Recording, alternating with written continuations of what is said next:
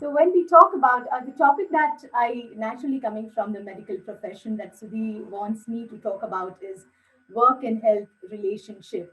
And as rightly said, today in the current scenario where we all are going through our COVID crisis, work has come home, and therefore having a good work-life balance, having a good health balance, has become the need of an hour for all of us. And if you agree, give me a quick yes into the chat box that yes, this balance has become so important for all of us. Thank you so much. To begin with, let us first just go with the basic understanding of what WHO defines health as. It is a state of complete physical, mental, and social well being, and not just merely the absence of disease as it was understood earlier.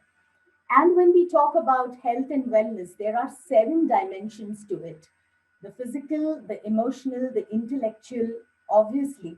We also have the social dimension, which Sudhi was just talking about the need and the importance for having an awareness of charity towards the community. Spiritual, awareness towards the environment and the duty towards our environment. And of course, the most important, our own work health, occupational health that we all need to be aware of. And currently, when the situation is where I see that work has come home and the division between work and life and health has become so much more unclear, it becomes much more important to talk about this particular balance and how to strike this balance, and even whether to understand if this balance is possible. Because this is a dynamic state. Work is dynamic, health is dynamic, life is dynamic. It can't be that let me just work towards health and एक बार health का बरनी भर के पक हो गया तो उसको बाजू में शेल्फ पे रख देते हैं. Now let me start working towards work. Once that is complete, let me put it aside, let me start taking the third one. So if you agree with me that these are all dynamic parameters, please put into the chat box dynamic for me, please.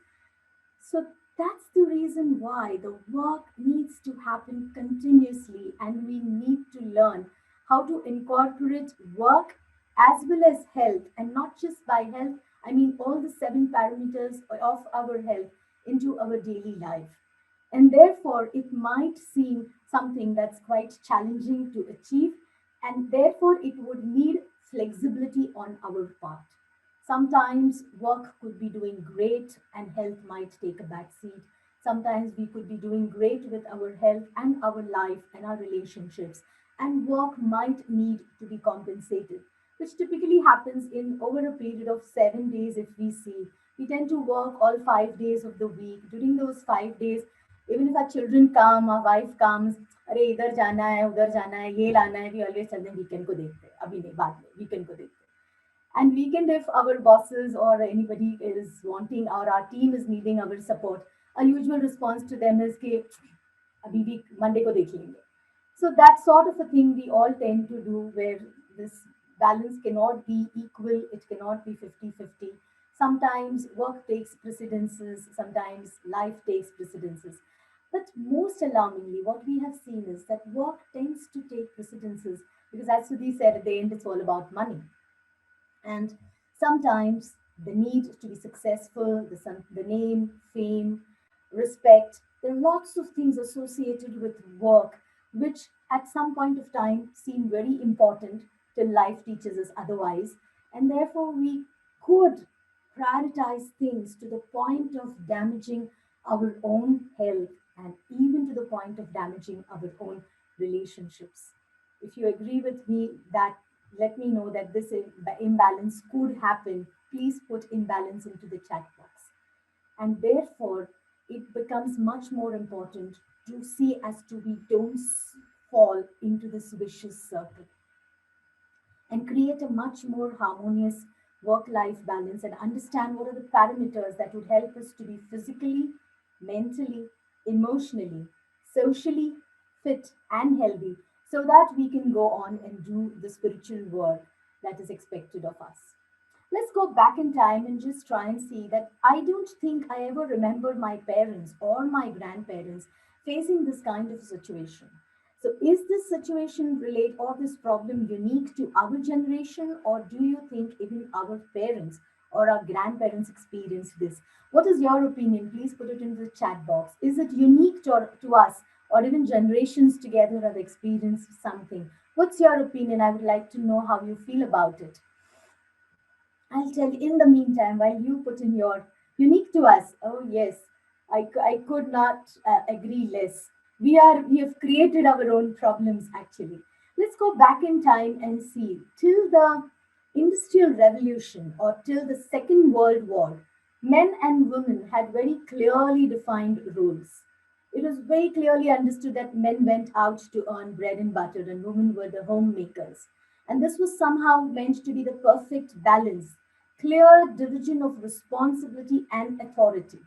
Where both were treated equal, it didn't mean that if you're at home, you are not given equal respect. Post war and post the Industrial Revolution, what came forth was inflation, poverty, women liberation, and so many other factors which made it necessary for the woman to leave home and start working in areas which were once considered as men's supremacies. And that was actually the birthplace of work life, work health imbalance in the entire world. Till then, also things managed. Later, going down the line in the 70s, till the 70s, mind you, there were no computers. And therefore, people went to work and they came back from work. And we had something which is called as an on, off, and then on again kind of work culture. So if you agree with me that people had on, off, on work culture, please put into the chat box on, off, on, which meant that you went to work after a certain time, शाम को 5 बजे, 6 बजे, 7 बजे, we came back from work. And after coming back from work, we had an off time till we again switched on to go to work to the next day.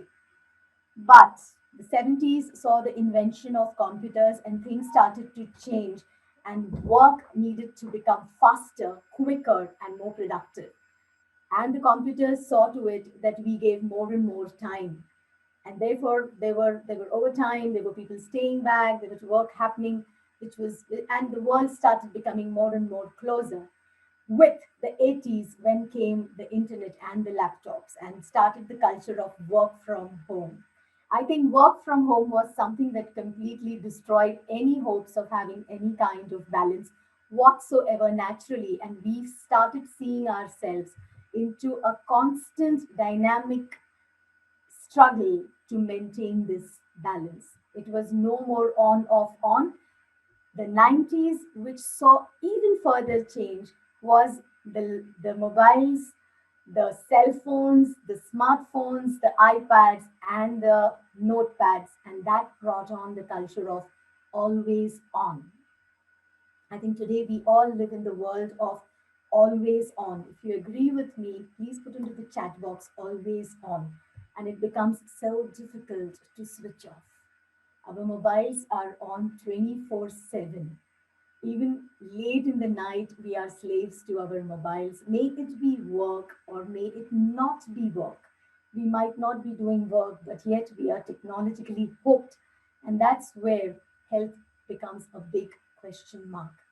And therefore, the need for us to talk or even discuss and think about trying to maintain some kind of a balance. And how can this balance be achieved? It could be achieved if we try to strive clear boundaries between work and our personal life. And only then it is possible not to go into burnouts, into ill health, into lifestyle diseases, or even into relationship challenges. Because if that happens, it further hinders our performance at work. It further limits our own energies, our own passion, our own drive, hampers our productivity and efficiency, and could lead to a layoff. So that's the circle that we all are into. And if you agree, please give me a vicious circle in the chat box, which knowingly or unknowingly we'll end up creating. Let me share this with a small example, which I tend to see in my clinic. I am talking about one of my patients. Everything was hunky dory for Umesh till nicely married for about 20 years, a beautiful wife, a 19-year-old kid, and Things started turning topsy turvy one day. What really happened?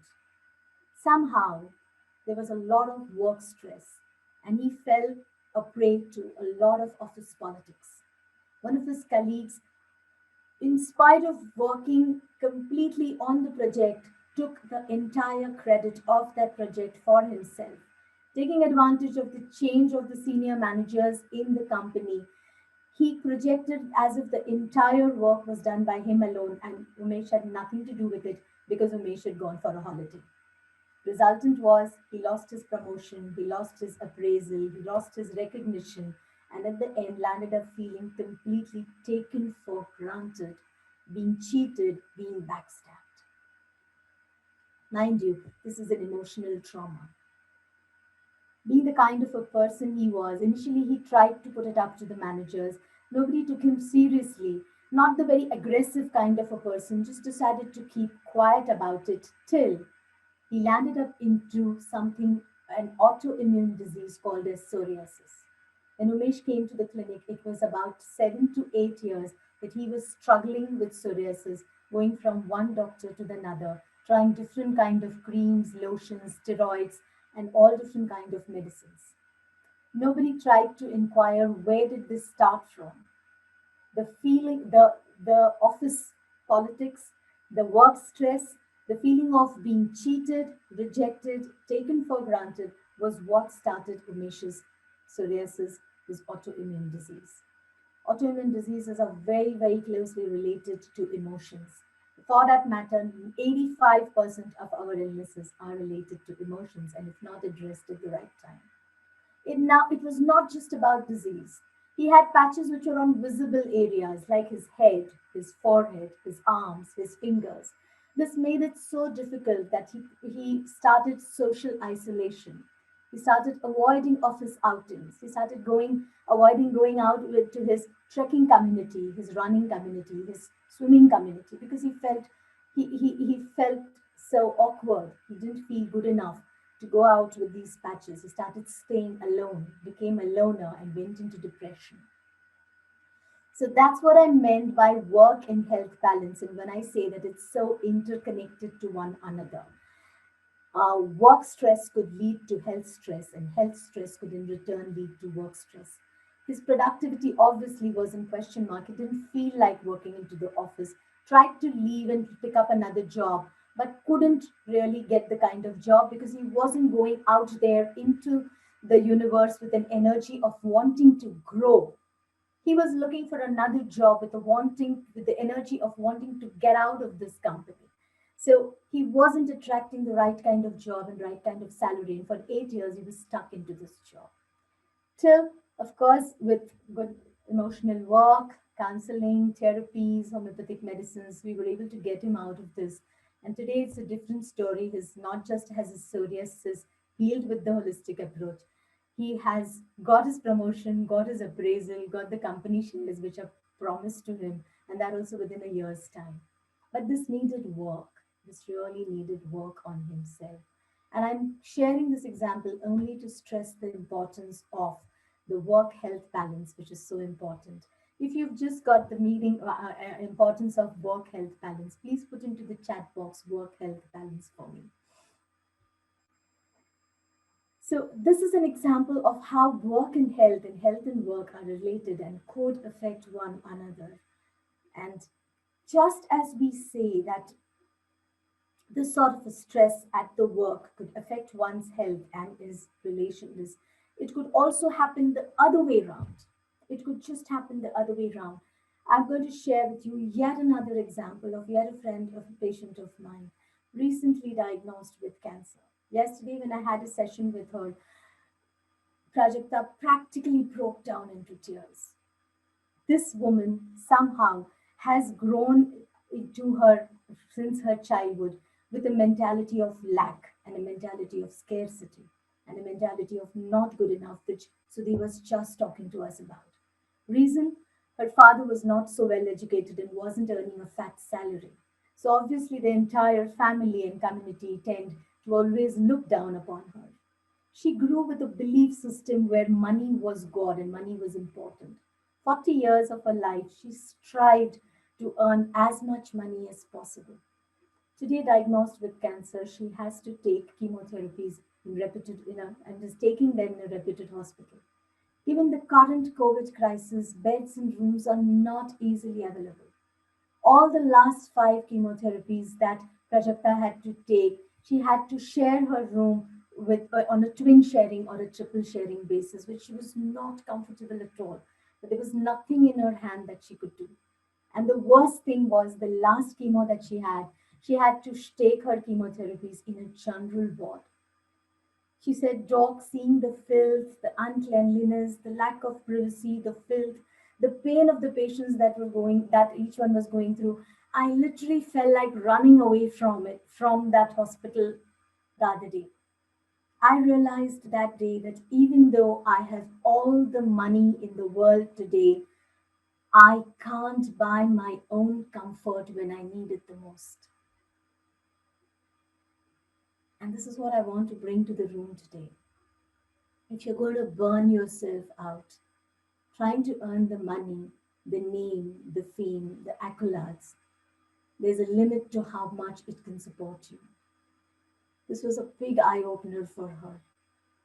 And this is some situation which so many people could be going through. That when you need it the most, she said, I am ready to pay for the private room, but there's no private room available for me. And I have to take my chemotherapies in the general ward. So, no matter how hard we try, at the end of the day, even what we had sought for may not stand besides us. And at that time, our work, our money may not support us the way we need. And who are the people who might stand beside us and come to our support? What do you think? Put me in the chat box. Who is it that would come and stand beside us at such times? Yes, our own health in the first place.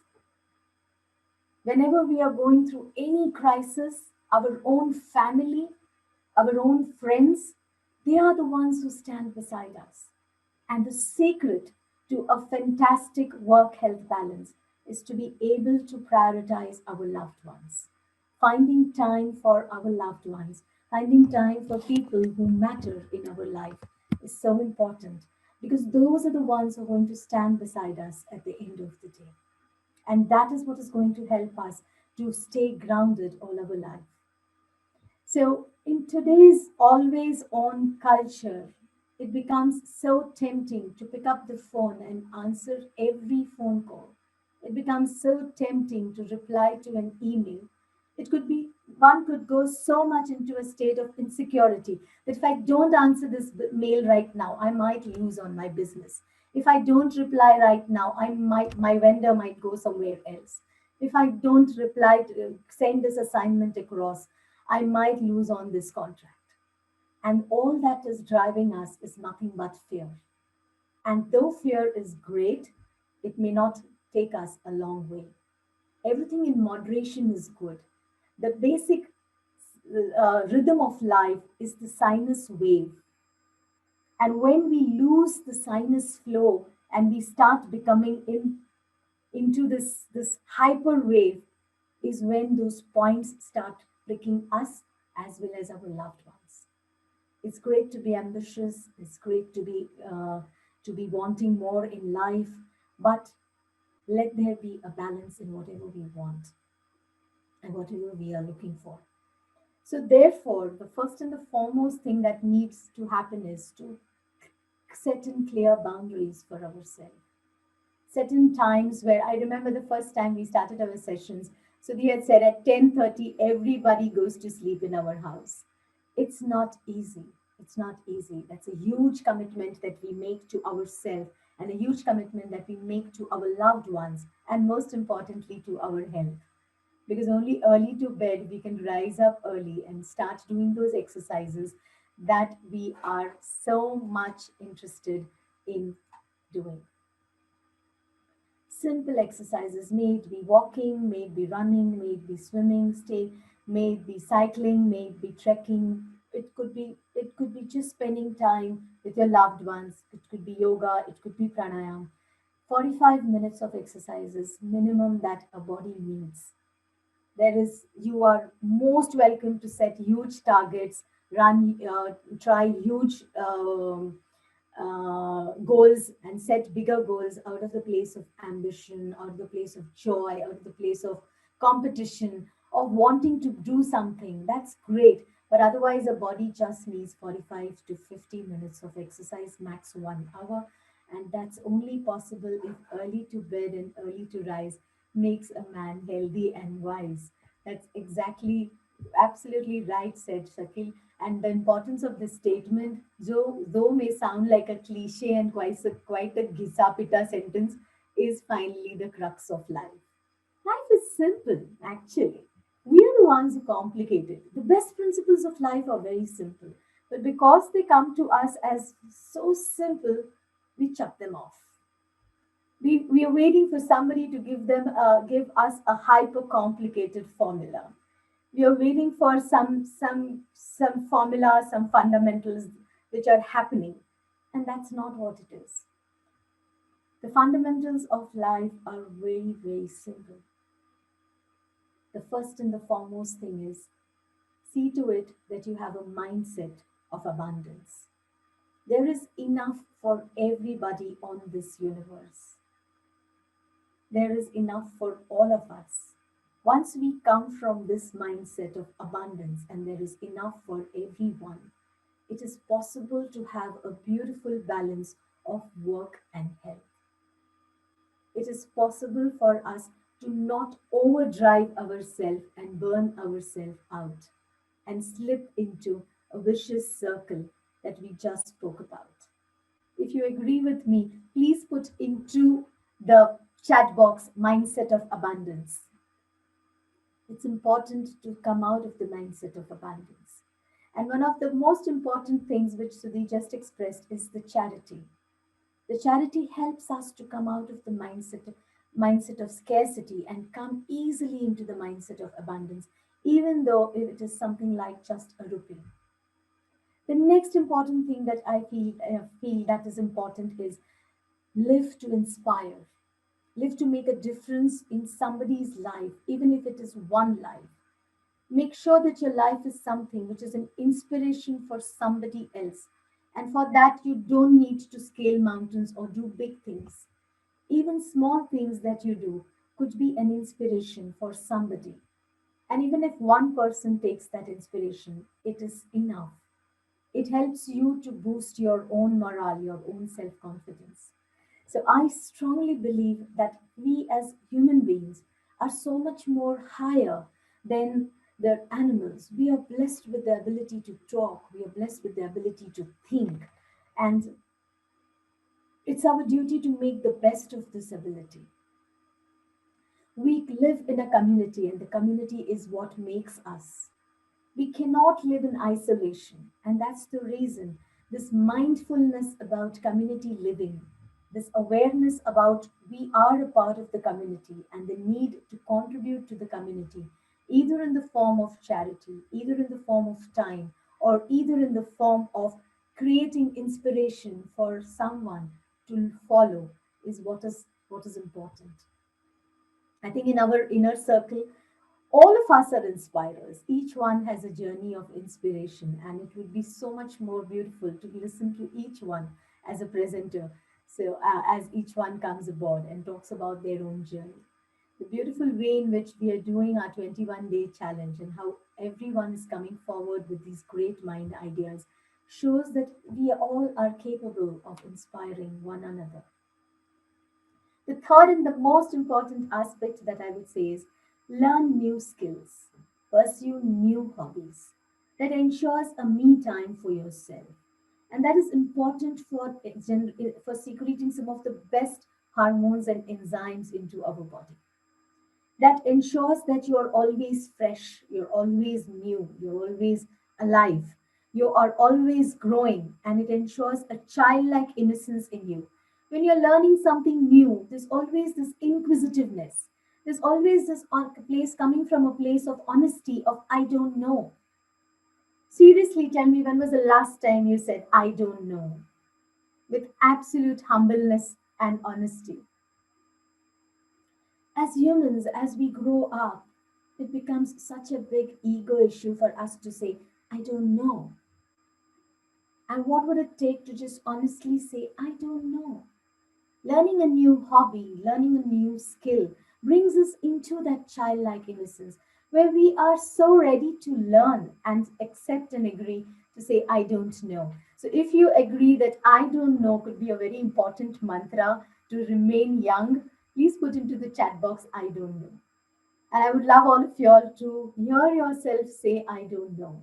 It's so important to come from that place of total, absolute humbleness and reverence to someone who is teaching us.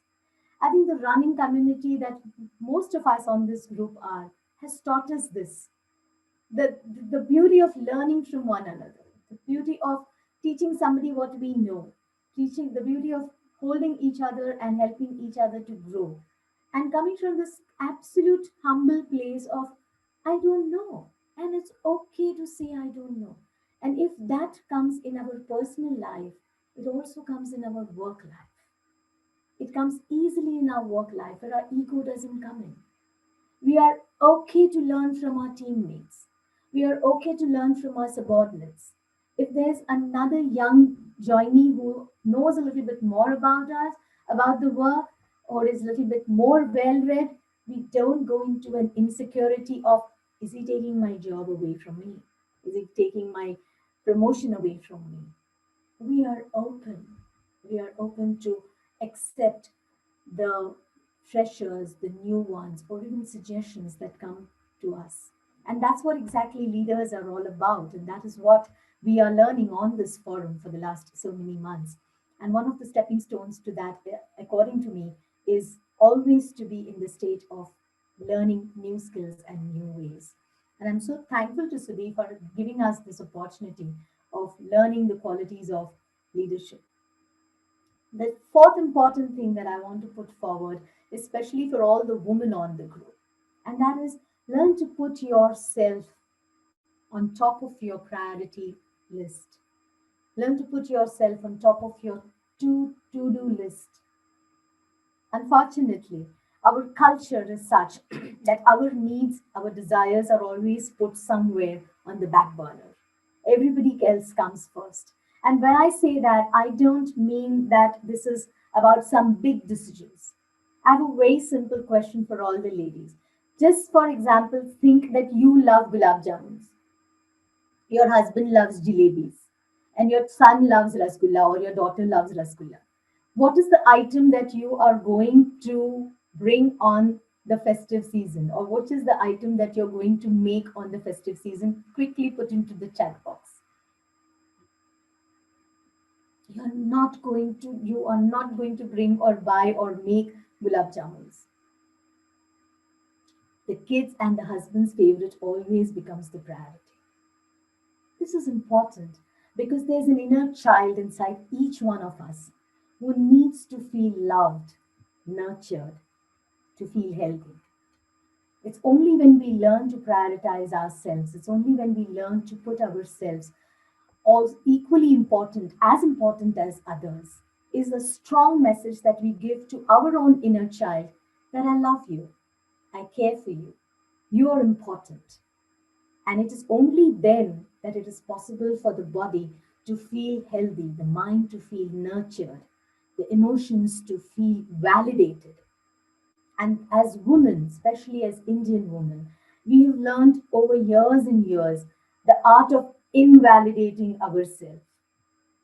And today, my strongest message to everyone on the group is learn to prioritize yourself. And most importantly, learn to validate yourself. You matter. You matter, and that is what's most important.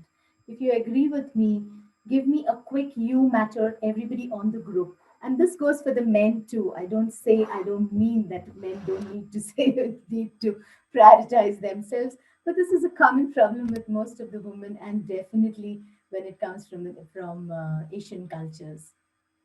So, yeah, make a promise to yourself, all the beautiful ladies of our leadership inner circle, that you matter and you will learn to put yourself on the top of your to do priority list. All right, that more or less brings us to the end of our talk. And We could just go talking about basic principles of health, which would need exercise, pranayam, meditation, yoga. But these are things which most of us know now. The importance of this cannot be stressed enough. If you are able to give time to these important principles, you will ensure that you not just remain healthy, but you also remain productive. You also gain efficiency into your work. The most important practices of the mind that I love to always stress upon, and I cannot talk enough, is the practice of mindfulness. And to develop this practice of mindfulness, it is so important to practice 1 minute mindfulness. Begin with 1 minute. If you're someone who does 15, 20 minutes of meditation every day, great. And still, every day, I would say, just for a minute, be mindful. If I'm drinking water, let me just be with that water right now and nothing else. If I am writing something, let me just be with my pen and paper and my thought right now and nothing else. If I'm cooking in the kitchen, just let me be with the food, the color, the aroma, the taste, and not plan about what's happening to the children, whose dabba needs to go, this mail is still left to go, this is pending, the buy is not coming. Stay in that moment, even for a minute, and it will make a huge difference. Gratitude. Gratitude can move mountains. The energy of gratitude is tremendous. From today, if it's possible, before you go to sleep, think of three things that you would like to be grateful for in your life and then go to sleep. Or one thing that's I'm grateful for today. I have a small rock that I always keep. I keep this rock in my clinic and I have one besides me in my bed. Every time I walk into my clinic, I just hold the rock in my hand, and it's called as my magic rock. It's called as a gratitude rock, and I just say gratitude for one thing about my profession. So it could be I'm grateful for my staff. I'm grateful for the place that I have to work. I'm grateful for the support that I get from my patients, whatever it is. And there's one stone at night in the bedtime where I say I'm one gratitude about life in general. Even if you put in just this one practice, believe me, it'll change your life forever. If there's one takeaway from today that you want, I would say take the gratitude exercise home. So that's all for today.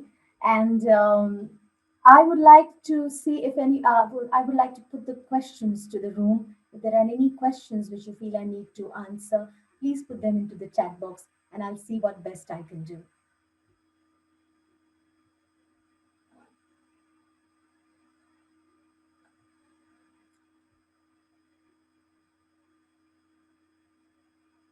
Are there any questions from anyone?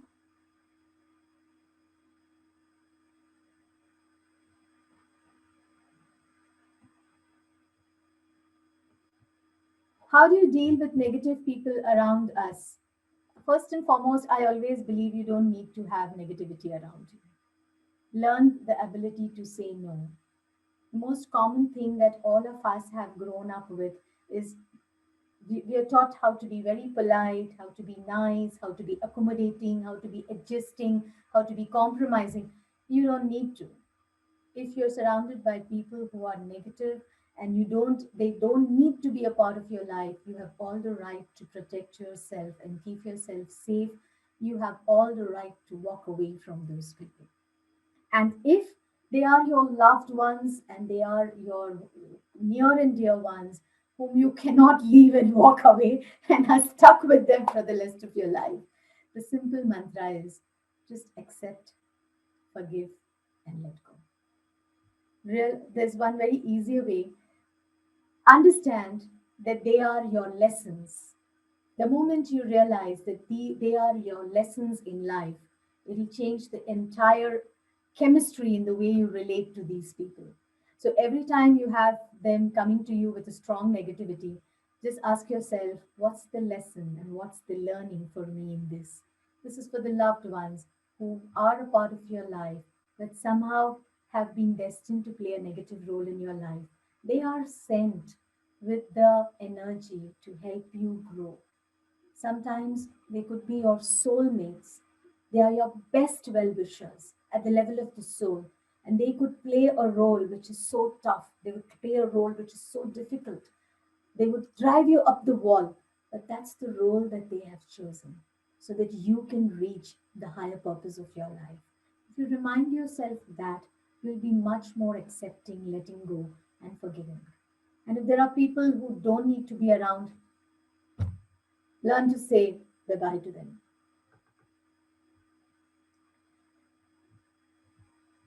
How to balance work life and personal life. So Rajashri, that is what the whole talk was about today.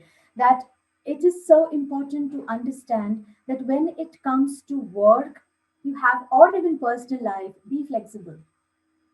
Ask for help when you need it. Sometimes we all love to be superhumans, and especially women. We love to be superwomen. It's like we want to do everything. We want to be the best mothers. We want to be the best wife. We want to be the best bosses. We want to be good at office. You don't need to. You don't need to. Ask for help. Just ask for help. I remember yesterday only one of my patients said, "अरे मी एवढी आजारी आहे, मला एवढा ताप आलाय आणि एवढं साधं घरच्यांना कळू नये की त्यांनी जाऊन जरा वरण भाताचं कुकर लावावं म्हणून. एवरीबडी इज वेटिंग, खाना कब बनेगा, खाना कब बनेगा, 12:30 बजे मेरे को बोलते हैं भूख लगी है, खाना कब बनेगा. Why couldn't they just understand that they have आज कुकर लगाना है? So I listened to her and then I said, why couldn't you just call your husband and say, please cooker लगाना? She saying 15 साल हो गए शादी को, इतना समझ में नहीं आता है. I said नहीं समझ में आता है. Just ask, no?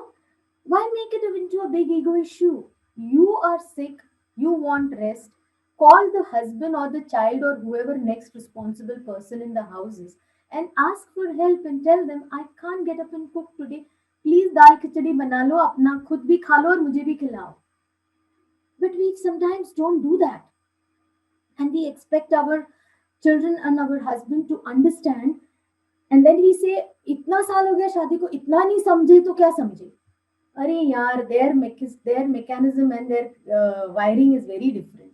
Leave your ego aside and simply learn to ask for help. Develop a good support system at home as well as outside. Have a good friend circle who will be there to support you. I remember my brother's wife, they live in Singapore. So they stay away from home. They have such a fantastic support system in Singapore. One of their friends fell sick. She was hospitalized for COVID. All the rest of them were looking after their family. They brought their daughter home. She was staying at their home. So you need to have a good support system. That's the way you balance work and personal life. Learn to delegate. Don't make yourself indispensable. We take pride into making ourselves uh, important. Not necessary. Not necessary. Things which need to be delegated, learn to delegate it. Let somebody else do it and let somebody else take the credit for it. Learn to give credit to somebody for doing what they are doing. In the office, learn to trust your teammates. It's so important. If you feel everything I should know, I will do it, I only, it has to go through my eyes, you're going to burn out, you're going to exhaust yourself, your personal life will go for a toss. Trust your teammates. Outsource work. Learn to say no. Learn to say no. I remember I have been guilty of this. Whenever there used to be any family outings, I used to adjust. I used to call my patients, finish them early, try to adjust, go to my family outings, family commitments, and I realized I'm burning myself out. I can't do everything. Either that day I have to say no to some patients, cut down on my appointments, or I have to learn to tell my family, "Okay, Agar, if you want me, please ensure that the outings and trips and parties are happening on a Saturday, Sunday, or it's okay, don't have me. I need to prioritize if my work is important or you're important." So sometimes it's okay to say no to people. Set clear boundaries. You don't have to be available 24/7, 365 days for anyone. No. वो लक्ष्मण रेखा हमको ही खींचनी है. But if you don't have clear boundaries about what is allowed, people will walk over you and then still have all their expectations and come back to you saying how disappointed. They are because you didn't fulfill their expectations. So I think that's what I meant by Rajashri, how to have a balance of work and personal life, how to come out of an emotional trauma. The emotional traumas, if there are deep seated, one needs to take help of professionals at times. There are professional techniques like emotional freedom technique, inner child matrix, matrix reprinting, and even techniques like Reiki healing, pranic healing, which help you to release the trauma that the body holds, because trauma is held by the body. The cellular body holds traumas, and they need to be released. And the trauma is somewhere in the past, so you got to go back into the past and change the belief system that comes with the traumas. So sometimes it could require professional work. It Acceptance, letting go, forgiveness does help. But for you to come to that stage, inner work might be required, and there a little bit of professional help might be required, Smita.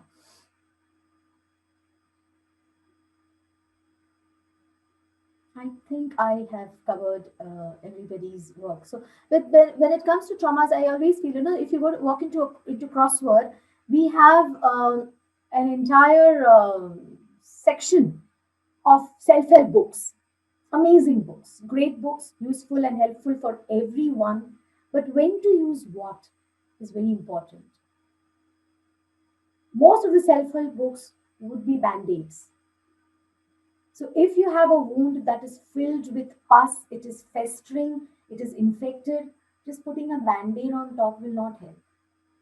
You will first have to clean the wound, remove the pus, do a proper disinfection of the wound, and then do the dressing. So all self-help books, when it comes to healing, are great. They are wonderful. Only difference is किसको कब क्या use करना है. And sometimes you might need professional help of maybe a psychotherapist or a counselor or a healer to come out of your traumas. Okay. So, have I answered your questions? Have I made sense to all of you all?